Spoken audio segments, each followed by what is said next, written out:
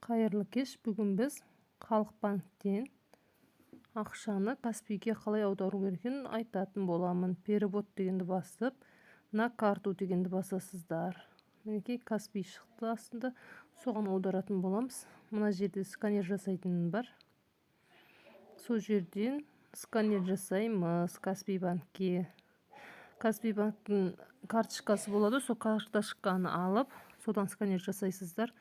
Мына жерде қанша цифр бар, сол цифрдің бәрі шығады Каспий банктың. Содан соң астына аударатын сумманы жазасыздар. Мен 55 мың аударам Каспий банкке. Ақшаларыңызды барып терминалдан алып жүрмейсіздер. Егер осылай предложениені жазып алсаңыздар, Халық банктың Каспийлеріңіз болса, осылай перевод жасай бересіздер. Мінекей далее деген басасыздар. Мен осылай SMS келеді. Өзі автоматически қойылады осы жерге SMS.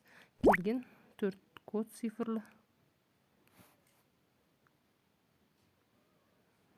Мінекей перевод деп шықты.